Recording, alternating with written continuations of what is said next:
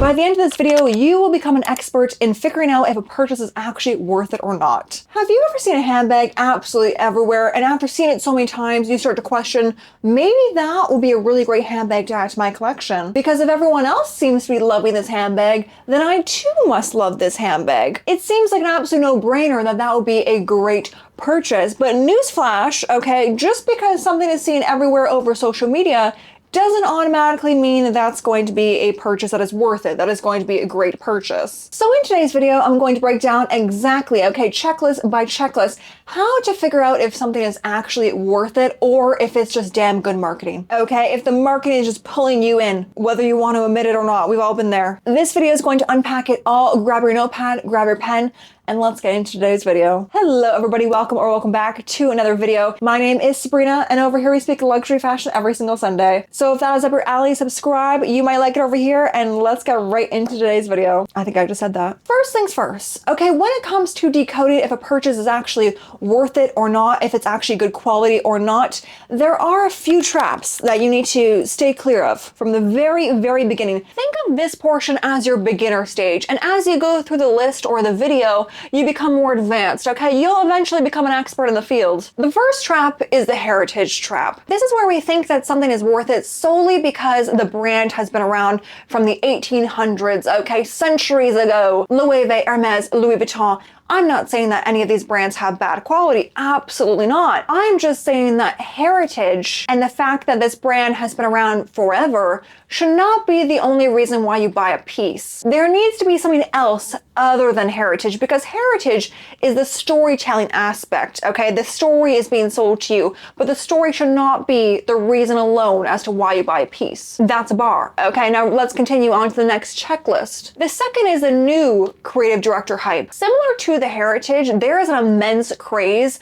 when there is a new creative director to any fashion house. You could take Matthew Blazy for Chanel, or you can also take Jonathan Anderson for Dior. There are so many, okay? We are just, I feel like, coming out of the thick of intense creative director musical chairs. Different story the other day. And while it is no question that Matthew Blazy and Jonathan Anderson are immensely talented, in my opinion at least, that also should not be the only reason why you buy a piece. Because at the end of the day, you buying a piece solely for the name is not enough. Are people buying it for the name? Absolutely so. Okay, have I been there as well? Absolutely so. But again, similar to the heritage piece, that alone should not be the selling point. Unless you have FU money and can buy whatever your heart desires, okay, by all means, go on out. Speaking of the name, I was actually reading a comment on someone basically thinking that the Chanel giant craze was all fabricated, which actually got me thinking, because if the craze is fabricated, which I don't believe it is, then that alone is also a marketing tactic to get you in the door to thinking that you are also missing out, which gets me into my third checklist, or my third point: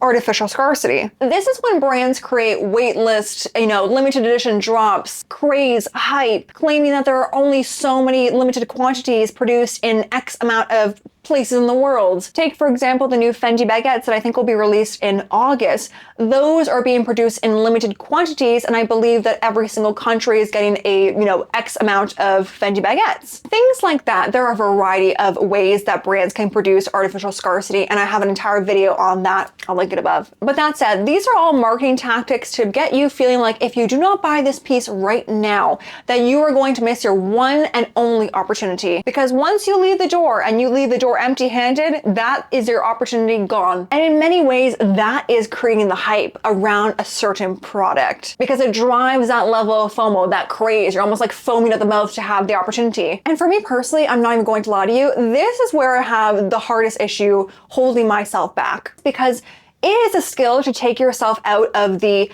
I need this right now because this is my only opportunity I'm ever going to get, and put yourself in the mindset of, okay, do I actually like this piece, or am I just liking this piece because this is the only piece in the world? It is absolutely challenging for sure, but I also feel like that is how you build taste and also a very well curated wardrobe. I also feel like this takes time and, sometimes being a little stupid with our purchases. We live and we learn. Moving on to the next trick, and that is Logomania. That is essentially buying something for the logo. If the Chanel logo was not present on said handbag, if the handbag had no mention of that Chanel logo and you just know that it was from the Matchy Blazy collection, would you still like the handbag if it had no logo in sight? I think there was a time in 2016 when we were Logomania craze. You know, Alessandro Michele for Gucci, the Logomania was absolutely everywhere and people were loving it. And then we entered the 2022, 2023, 4 era of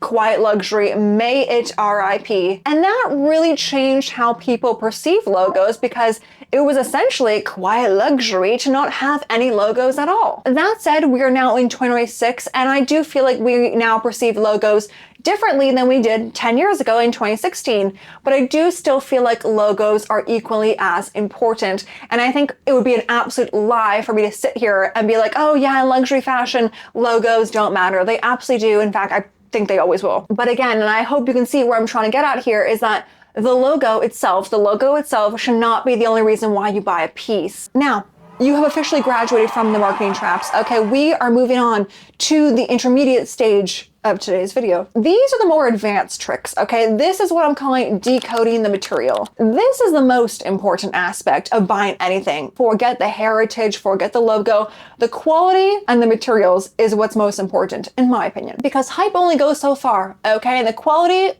if it's a really good quality bag, you will have it for the rest of your life. Okay, you can pass that down. Hype, you can't do that. Well, let's start with the most popular example, okay, the leather handbag. Now, there are a few things to look out for. Actually, there's many things to look out for when buying a leather handbag, and that is the type of leather. There are 4 types of leather. That's full grain, split grain, top grain, and genuine leather. Now, when you're looking to get a premium or designer handbag, they're likely going to use 2 leathers, either a full grain or a top grain leather. Those 2 grains are the strongest and highest grades, and it also means that it's in exceptional condition. Now, when it comes to buying a handbag on the high street, for example, you will often see that it is genuine leather. This is a term that essentially is covering their bases, and that is exactly how they can call it genuine leather. There is some sort of leather in that piece, but it is not the highest quality of leather. Genuine leather is essentially leather that is split, that is often sanded, sometimes even has a faux grain on the top of it. Genuine leather isn't bad necessarily depending on what you're buying and depending on what you're spending, but it is bad when you're spending $1,000 on a premium handbag. That is absolutely something to stay clear of, in my opinion. Some other things to look out for is the smell of the leather. I, for one, love the smell of leather. Is that weird to say on the internet? I hope not. But the lower grade leathers will have a milder smell, and then the higher grade leathers will have a stronger, more of a sweet smell. And I know that is very difficult for me to tell you. I mean, we're not smelling things over the camera, but if you ever had a really good quality handbag and it has that strong smell to it, almost with a touch of sweetness to it, that is a really great indication of a good quality leather handbag. Some other things to look out for is the stitching. Is the stitching aligned or is it wonky all over the place? And lastly, the hardware. Is the hardware looking like it is cheap, you know? Is the hardware looking like it does not go with the rest of the handbag? Or the zipper, does it pull easily or does it involve your entire body weight, you know, and one extra person to take that zipper down? That is a little bit hard to tell with vintage handbags. I do find vintage handbags, of course, can be exceptional quality, but like the handbag, the zippers also do age. The zipper sometimes with a vintage handbag isn't going to glide the same way as a brand new handbag. That doesn't mean that the handbag is not worth buying. With everything, you know, there's always going to be a case-by-case basis. Moving on from handbags, let's take the example of fabric and fabric composition. You should always, whether it's high street or a premium brand, always check the fabric composition. Now, I am not someone who is completely against polyester and viscose. I know that there is an entire chit chat online of, you know, banning polyester and polyester essentially being the devil and only going for natural fibers, which I'm totally for. But I do feel like there is a time and place for polyester and viscose blends. Not all polyester and viscose are made the same. A cheap polyester is not the same as a premium polyester. And in some cases, if you wanted to have that piece in a silk blend instead, it would be an extortionate price.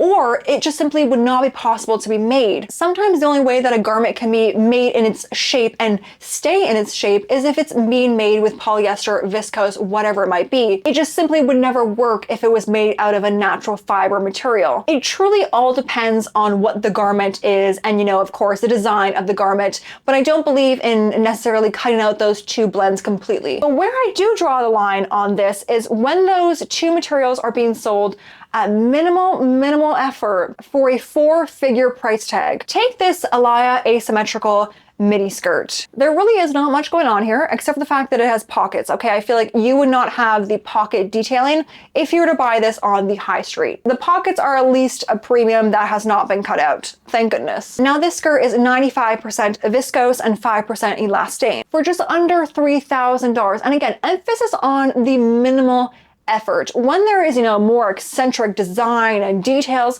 different story other day. But for the minimal effort, okay, this is the one that we're talking about. But then if you look at this other Alaïa skirt, which is being sold at the same price tag, this is being made out of a jersey material.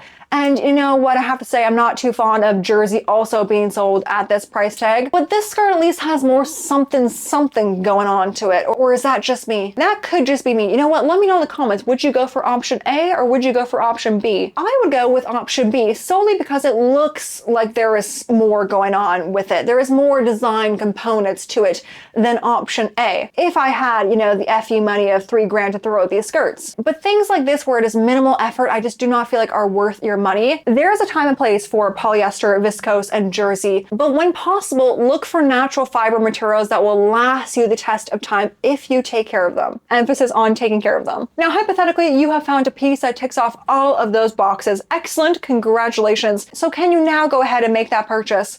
No, because we have checklist rules to now follow. It's almost done, okay? It's almost done. The first rule is what I'm calling the CPW calculation rule. That was the very corporate professional term for cost per wear. If you could not tell anyone what this piece was, if you could not tell a single soul that this piece was Chanel, would you wear it 50 times, 100 times, 150 times? Would you wear it on repeat? Answer wisely and from the heart, okay? This is your purchasing, not mine. And every single piece is going to be different, of course. Like costume jewelry, you're not going to wear every single day. There's going to be a time and place for this rule, of course, but this rule is going to apply to what you deem it as. Just know that it should be a low cost per wear, or try and get that cost per wear down as much as you possibly can. The last and the final rule, okay, if you've made it past all of those checklists and you got to this point, this is your last rule, and this is the 24 to 48 hour rule. If you really love a purchase, try to wait 24 to 48 hours, okay, 1 to 2 days. This is where you take a step back, okay? You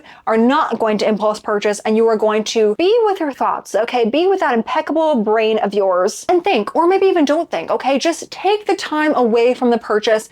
And if that piece is haunting you in your sleep, if you cannot stop thinking about the piece, 24 hours, 48 hours later, if not even more, sometimes I can go like months with thinking about this piece. If I can go that long and still think about that piece, to me, I think that that piece is worth it. Now, if you've gone through that entire checklist, okay, if you waited the 24 to 40 hours, if not more, then I think that you can deem that as a good purchase. Congratulations, you are not getting scammed by any marketing tactics, that's for sure. Now, to make your life easier, and if you did not take notes like I said to do so, here is the checklist that you can refer to every single time that you want to, or before you make a purchase. Feel free to screenshot, I will move out of the way. That officially wraps up today's video, but I want to know, what is a luxury purchase that you regretted, that you felt like you got scammed by the marketing tactics, which is totally okay. Okay, we have all been there. Let me know down in the comments below. I would love to know. If you have made it this far, thank you so much for watching. It truly does mean the absolute most to me.